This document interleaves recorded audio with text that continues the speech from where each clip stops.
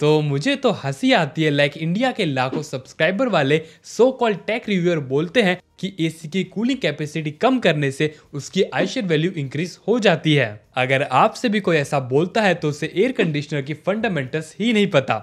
उसे सिर्फ यहाँ पे चिल्ला चिल्ला के मार्केटिंग करना एंड अपने व्यूअर्स के डिसीजन को मैनिपुलेट करने के अलावा कुछ नहीं आता। बाकी ये ब्रांड्स भी बिल्कुल गलत कर रही हैं जो अपने कम कैपेसिटी की एसी को ज्यादा कैपेसिटी का बोल के मार्केट करती हैं। लेकिन यहाँ देखा जाए तो कोई ब्रांड हमारे साथ जबरदस्ती नहीं कर रहा एंड ना ही हमारी कोई मजबूरी है।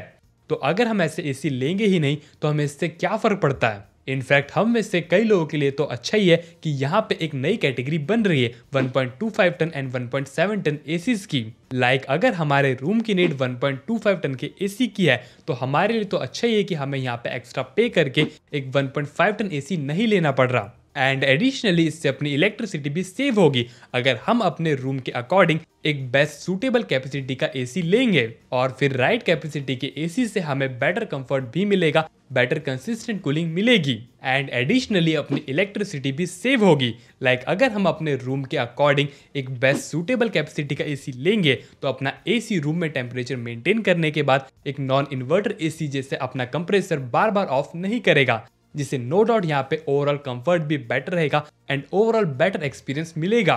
बाकी फिर अगर यहाँ पे किसी ब्रांड की मोनोपोली होती तो यहाँ पे डरने की बात थी, सिंपल सी यहाँ पे नजरिए की बात है। और वैसे यहाँ पे ये 2 पॉइंट्स का मतलब मेजॉरिटी व्यूअर्स को समझ में नहीं आया होगा क्योंकि वो यहाँ पे सिर्फ मार्केटिंग वीडियोस ही देखते हैं। अभी भी समय है यहाँ पे क्लिक करके ये वाली वीडियो देख लो, आपको सब कुछ क्लियर हो जाएगा।